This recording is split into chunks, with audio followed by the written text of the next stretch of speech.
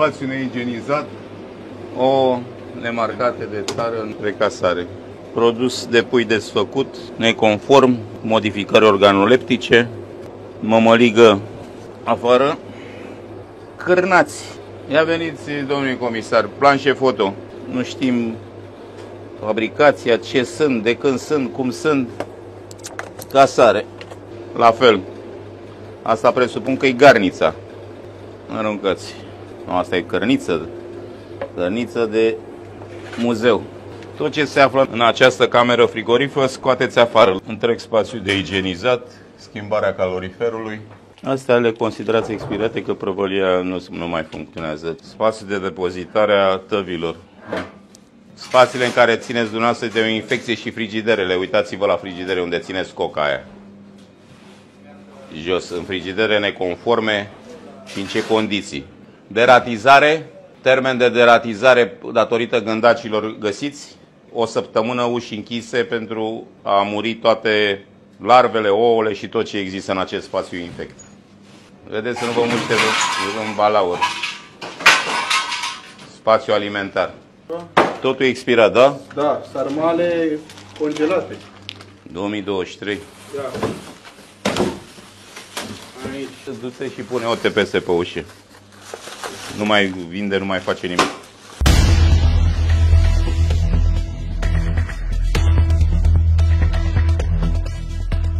Cum sunt ăia de o boală să strângă gunoaie, cred că și oamenii ăștia, da, gunoaiele astea le dă de mâncare la oameni. Mâncare gătită. Știe omul de când este, cum e. Uite capac la frigider. Capac la frigider.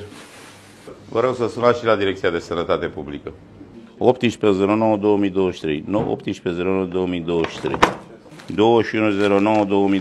2109-2023. Domnul comisar general.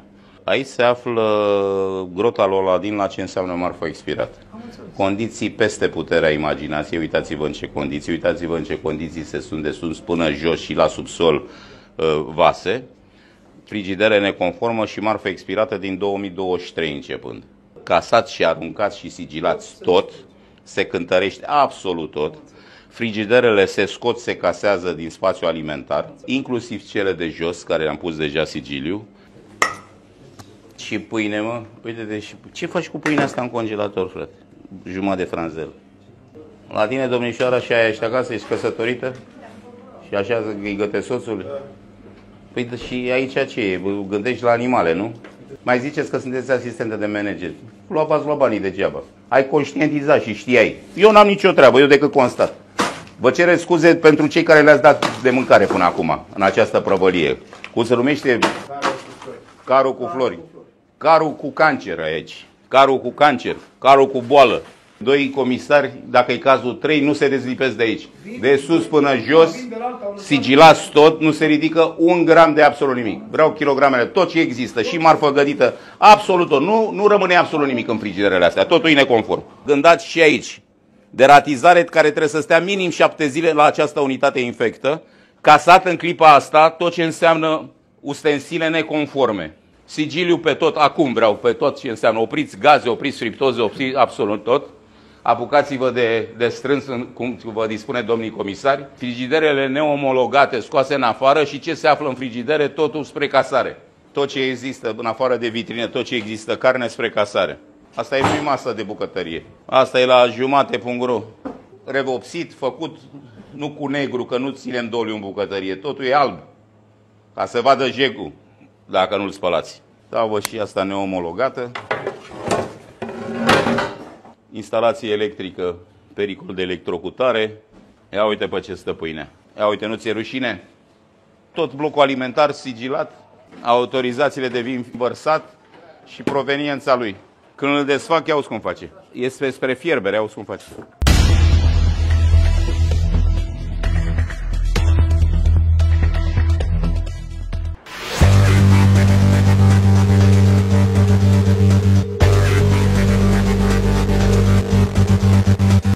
Ăsta e umflat și el. Toți aveți probleme cu pereții. La italiană era să cadă pe noi. Frigider neomologat. Wow! Groenlanda! Ce avem noi aici? Scrie? Ați scris? S-a dus când ai fi scris tu acum. Când ai venit în România? 12 ani. De 12 ani? Da. Câți ani ai? 36. Ia uite, nu ți-a râs. Și soțul? Da, la fel. Da. Bravo. 36. 36 de ani de când ai mai spălat asta? Că n-ai tu la grădinița acolo, în Shandong, Gândăcel. Uite Gândăcelul. Uite Gândăcelul. Ce e astea? Soia sau ce aici? Nu, aici sunt de pui. Țițere? Ți le-ai făcut tu sau le-ai luat astea? Făcut de noi. Făcut de voi. Când le-ați făcut? Ieri le-ai făcut? Și unde scrie? Păi dacă ăsta n-a fost decongelat, săracul, și uite cum arată de sus, tu spui că l-ai scos ieri, uite, trebuia să desprinde și nu l-ai făcut ieri. Și acum nu. Unde scrie? Creveți? Creveți și șințele pui aici. Mie îmi place cu voi. Mă relaxați. Mă relaxați felul cum vorbiți. Eu zis viitoare eu cu minte, dacă dumneavoastră zis săcăle le de Tu viitoare ești cu minte. și săcăle care zic... Tu viitoare ești cu minte peste 6 luni. 6 luni. Cum se zice 1 în chineză? 1, cum se zice? 1. 6, cum se zice? 6. Leu. Cum? Leu. Leo? Leo, 6 luni. Leo, luni, cum se zice luni? Nu poate timpul mai puțin. Noi Nu, cum se zice 6 luni? 6个月. Leo Kyue? Leo Kyue. Perfect? Ne-am înțeles. Nu poți să mai puțin, noi facem mai... Noi mai puțin, când scrie etichetele, scrii rapid. Dar Leo Kyue, pentru tot ce e aici. Leo Kyue. Leo Kyue. Am învățat. Vezi? De acum încolo, ca să mă înțeleg cu ei, le zic Leo Kyue. Schimb faianța să nu mai fie găurită. Zugrăvește aici frumos cu vopsea pentru alimentație publică antiseptică. Cureți ăla acolo, plasa de geam unde intră Gândăcelul. Gândăcelul, care era aici, Gândăcelul, da? Deratizare peste tot faianță. Aia ce e? Dați interviu cu ea? Aia de-aia să fugă gândacul, nu? Pentru gândac. Noi, sigur, este relevare, făcute două luni înainte cântate. N-a există. Asta nu-i renovare. Păi în bucătărie nu-i renovare. Uite, ăsta, îl vezi? Eu o să-mi iau la revedere de la voi, așa, așa, și o să vin la deschidere, da? Când o să renovați și o să faceți bucătăria frumoasă și nu o să mai fie Gândăcel, mă chemați. Eu vă fac la revedere acum și voi o să ziceți, vino că suntem gata, da? Noi, poate, dacă sunt persoane cu minte, dacă ce zic, noi face tot bine, poți să mai puțin timp. Când e gata, ne sunați.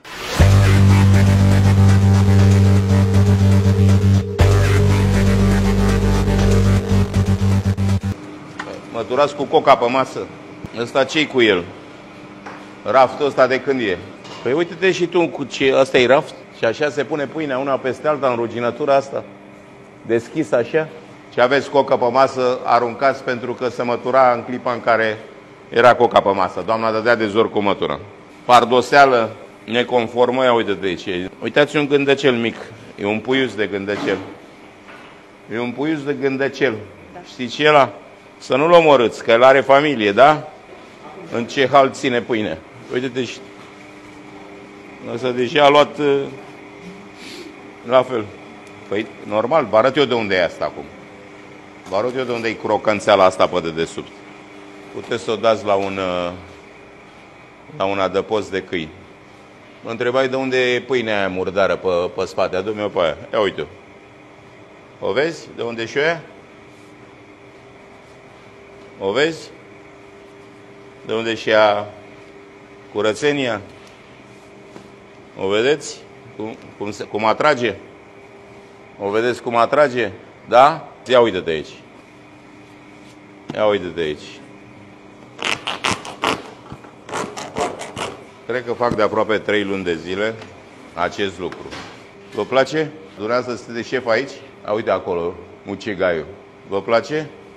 Nici măcar n-ați avut bunul simț să o schimbați, să o trageți mai încoace. De-aia sunt reglabile astea. Planșe foto. Închideți toată unitatea, spațiu neconform, izolarea cu plafon, alimentar. Scoteți-mi și o tavă de asta. Aici ziceți că a făcut pipi câinele sau pisica. Ia uitați. Ia uitați infecția aia. O puneți la dospit. Negreală, infecție. Ia uite asta. Ce să mai... Scoateți toată pâinea pentru casat. O să fie casată, vin comisarii acum. Dosfitorul ruginit, umflături, vopseaua exfoliată. Ia uitați-vă aici. Rământați coca. Ia uitați ce cade. Opriți cuptoare, opriți tot. Coca e compromisă. Ăsta e fix rastelul? Da. Duceți-mi pe masă. Întrebarea acum la dumneavoastră, până vin și celălalt. Ce avem noi aici? Ce produs este? Este covrig. Este covrig, nu? Ia uitați-vă aici. Hârtia asta a mai fost folosită de o grămadă de ori. A spus produs peste hârtia veche, nespălând nici măcar tava. Asta e infect. Odată. N-a schimbat hârtia. Aici măcar n-ați mai pus direct, n-ați mai pus deloc hârtie. Da? A spus-o pe infecția asta de tavă. Ia uitați ce e luat de la rugină pe spate.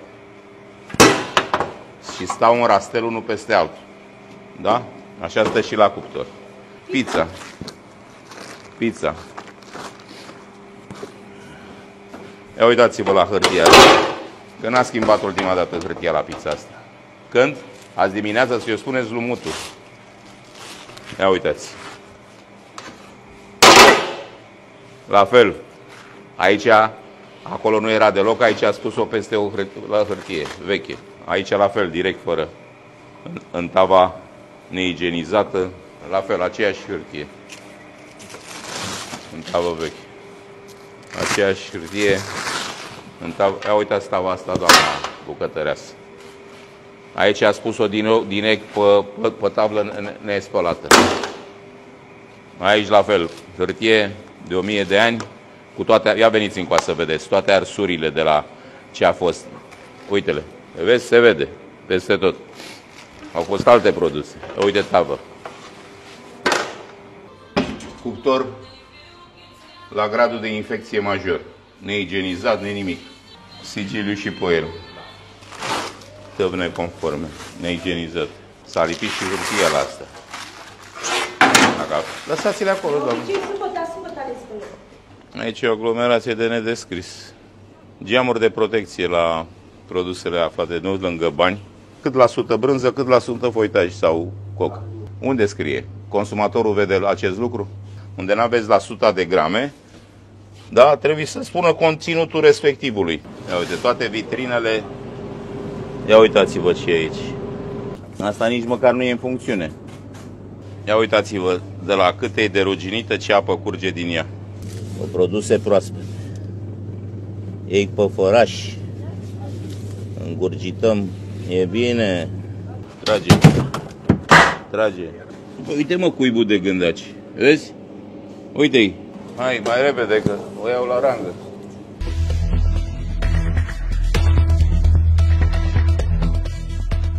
Tot ce vedeți frigider neomologat, ce interior spre casare, distrugere. Să venim să vă facem curat, doamnă. Noi suntem și de la deratizare, știți? În afară de protecția consumatorului și deratizăm, dar deratizăm aceste infecții care le țineți la vedere. Spațiul ăsta într-o refacere totală. Ghenă de gunoi cu ieșire la stradă, nu în curte. Unde iese? Prin curte? Pe unde vine gunoierul? O singură pubelă, uite ce hal se ține gunoiul. Generator de infecție lângă procesul tehnologic de fabricație. Cântăriți orice produs și orice produs aflat la vânzare care a rezultat în urma procesului tehnologic, casat, absolut tot. Și băieții în forță să întragă și toată vitrina, să vedem dacă putem să o tragem măcar câțiva centimetri, să putem să vedem ce e în spate. Vino cu și filmează. Doamna comisar, faceți-vă probă, planșe foto. Te întreb de unde vin gândaci. Așa se face un control, doamna comisar. Ia uitați-l. Înțelegeți, domnul comisar general adjunct, cum se face un control? În Craiova, așa se face. Ia uite și aici, la vedere, nu vă e rușine, domne, că se uită cineva din stradă aici, la dumneavoastră? Nu vă e rușine? Ia uite-le. Ia uitați. Vedeți ce înseamnă protecția consumatorului? Nu doar să vedem, ne uităm la rafturi, punem cu cârpa dacă e praful și gata, am plecat. Uitați ce înseamnă infecție generatoare de microbi. Mai ales că se vinde și pâine proaspătă și absolut tot. Uitați vitrine unde stă marfa proaspătă. Tot spațiul în refacere totală. Când vrea să mai deschidă, și aici, și la restaurant, și la unde am dispus o TPS, nu se deschide decât în prezența mea. Dumneavoastră vă asigurați că ce voi lăsa măsuri complementare se duc la îndeplinire, vedeți înainte stadiul și când considerați că este gata, mă chemați pentru deschidere, personal. Spațiul de producție aici, la fel, fața, nu așa. Nu respectăm așa consumatorul. N-au separație cu geam, acolo lucrează cu bani, merg umblă și băgăm produse la vânzare. Mai e cazul să vă dau toate vitrinele la o parte? Spuneți-mi că n-am nicio problemă, mai mă antrenez puțin. Curățenia când se face, doamnelor gospodine, faceți ca acasă. Nu băgați rahatul sub preș, cum le-ați băgat în toate astea. OTPS 0,6 luni, când este conform, mă chemați. Până atunci vă urez muncă plăcută. Amendă în cuantum maxim, dar pe fiecare articol. Nu dăm o amendă peste tot. Am găsit frigider neconform, amendă. Am găsit neigienizare, amendă. Peste tot amendă. Și nu din toate să cumuleze una. Pe fiecare capitol, ca să se învețe minte.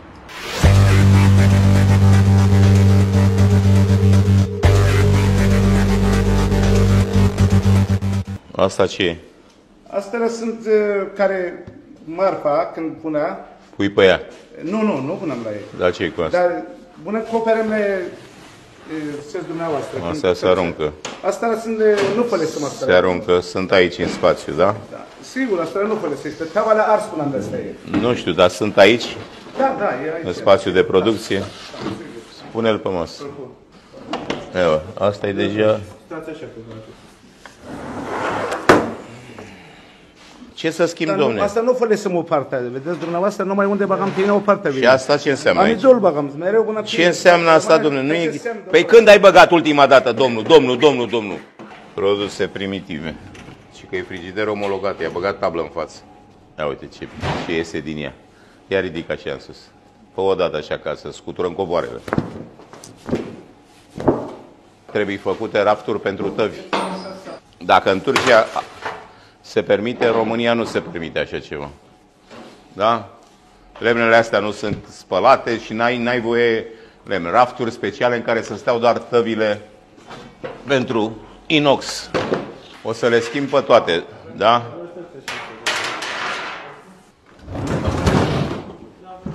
Ia trage de aici. Cum faceți curat aici? Asta ce e, tată? E margarină, care vine pe plăcinte.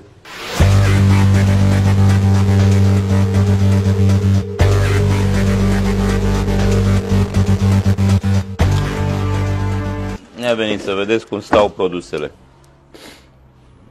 Domnul comisar, cum stau produsele astea? Unul peste altul? Ai pus tavă peste tavă, da? Da? Le aranja băiatul, da. Le aranja băiatul, eu așa le-am găsit, da? Ia uite. Ia uite ce. Stai puțin, nu e problemă. Sunt lipite unul de altul. De ce-i lipit ăsta? De ce-i lipit ăsta? De infecția asta, de ruginătura asta, de hârtia asta care... Ia uite. Scoateți toate de acolo. Vă rog, scoateți-le de din frigider. Așa cum sunt una peste alta. Asta a mai fost odată folosită hârtia asta, de ce n-a schimbat? Una peste alta. La fel, mai sunt? Asta, cred că o ungi odată la 2 ani și o lasă așa. A spus una peste alta. Vedeți? Frigider neconform. Vinde și pastile aici. Le dați pastile în pizza, Nurofen. Ați înțeles? Uite așa au stat una peste alta. Da? Cocă proaspătă. Uite așa erau. Una peste alta. Tăvile neigienizate. Scrumieră. Unde fumați aici? Cine fumează? Nu fumăm. Da, ce-i cu asta aici? Ce-i cu asta aici? E de mult, nu știu. Aici de mult la cuptor? Aici depozit neconform. Uite-te și tu cum stă făina. Coșurile la fel afară. OTPS. OTPS și casare la tot ce există.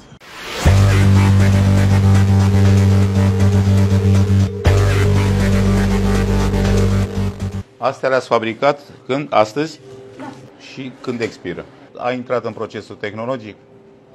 Da, mai trebuie să-i dai glazura și îl scoți la vânzare. Și unde scrie când expiră? Hârtia suportă orice. Scoteți-le afară. Hai să mergem la bucătărie. Scoate-le afară. Scoate-le afară. Secția de igienizare, de spălare a tăvilor, unde se află? De fapt, ce faceți aici? Le opăriți? Astea le-ai curățit? Hai să-ți arăt la pâine proaspătă cât de curățite sunt. Astea curățite urmează să fie băgate la cuptor, nu? Astea nu sunt curățite. Și când o băgați la cuptor, în tăvile astea, cum spuneți dumneavoastră, curățite, că suntem în Oltenia, deci sunt tăvile curățate. N-a fost nicăieri tava asta, nu? Dar hârtia asta ați uitat să o schimbați? Sau e pe vechi? De la ultima. Și asta e, parcă e proaspătă. Și o băgăm pe asta veche, parcă aici a fost croasante, nu? Sau ce a fost? Batoane.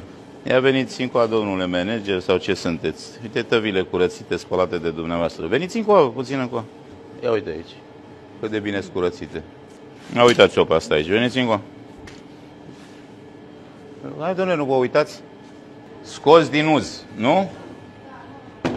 Când e scoasă din uz, asta se desprinde de acolo, da? Și nu țineți infecția în cadrul secției de panificații. Uite tăvi. Vedeți? Diferența de tăvi curățate. Ia uitați-vă, Doamne. Ia uitați-vă, Doamne. Cât de bine sunt curățite. Ia uite-l pe ăsta aici. Astea sunt produse proaspete, nu?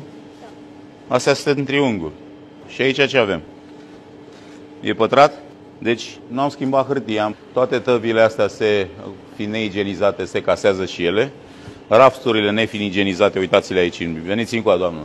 Uitați-vă la toate rafturile astea. Și uitați-vă sus aici. Uitați-vă sus acolo. Ce înseamnă? Rafturile cu tot spre casare. La panificație puneți o TPS. Doar pe panificație. Și igienizarea spațiului, schimbarea tăfilor. Când sunt gata, ne anunță și deschid. Băi, cum, omule, 600 netă de carne, nu mănânci plastic acasă. Păi și are 590. 10 grame la 10 din astea, unde-i scăzută tara? Voi nu scădeți tara la hârtie, nu scădeți tara peste tot? Ba da. Și astea de ce nu sunt scăzute? Retrageți tot ce aveți de la vânzarea asta. E în regulă și uite asta, vedeți? Ăștia și-au rezolvat problema cu tara. Ți se pare puțin 10 grame? Ia pune cât e kilogramul, la câte caserole vindeți. Pe preț de carne de pui. Da, auziți? Dar nu-i treaba mea, domnule, eu am găsit în magazin. 708 grame, nu? Da. Vezi? Alții care respectă. Retrageți de la vânzare tot ce există Ocean Ciocanel. Păi acum să vă că le scoateți. Să vină cu tara, domnule, să-și pună tara. Are 1010 grame. Dar caserola cât are? Reține 1010. Lipsește din asta Lipsește, ai zis, avem aici 10 grame, nu? O rezervă. Plus. Și are 34. 24 de grame lipsesc. Retrageți-le și pe asta. Puteți să o dați retur pentru reglementare. Aici o lăsați ca măsură complementară. Nivelul de umplere a vitrinelor depășește capacitatea, că nu mai există aer pentru celelalte. Ăștia le dați să mănânce aici ceva?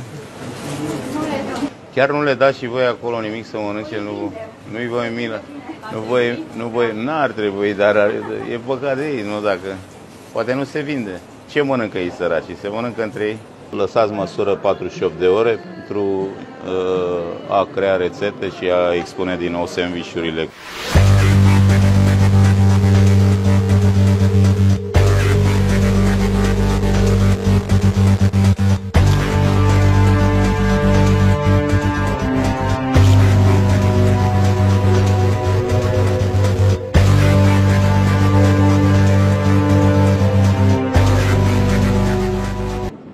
Patentul, unde-i patentul?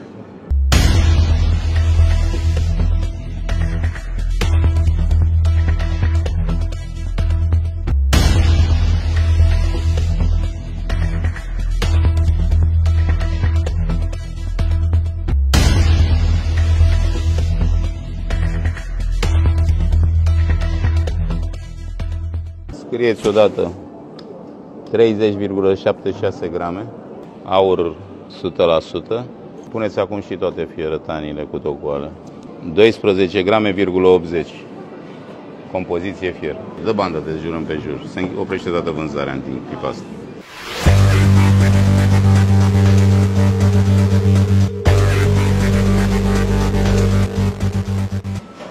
E curat, bravo, felicitări.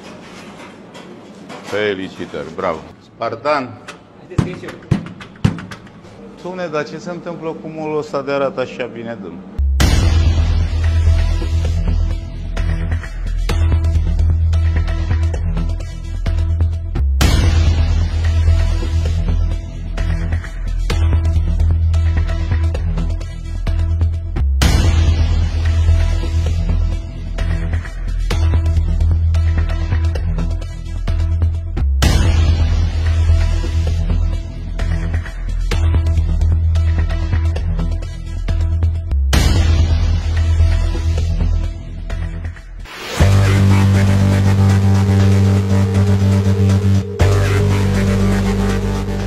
Miroase frumos aici. Încerc să țin curățenie cât se poate. Asta am recomandat. Sunt de ani de zile aici. Sunt de ani de zile și întotdeauna... Felicitări! Bravo! Cât e de micuț, se vede mâna de gospodină. Miroase a curat, miroase a parfum. E în regulă. Bravo! Cum faci șolanul ăsta, ia zi? Afumat. Îl faci mai crocant așa? Este crocant, moale. În spate ai depozite? Da. E curat? Da. Îi cu nevastă, da? Da. Am întors în țară după 6 ani. Bravo, felicitări! Că v-ați întors în țară, felicitări! Felicitări că v-ați deschis un business curat, venind după miros. Toată lumea. Dar ce, băgați un condiment special de miroase în halul ăsta? Da, așa bine. Usturoi. Mamă, îmi plouă în gură. Dacă mănânc eu de aici, înseamnă că e bine, nu? Păi îl iau, că ăla mi-a plouat în gură. Hai, piedonel, vină cu... Cât face? 150. 150. Vreau și bonul. Este aici în plasă. Da.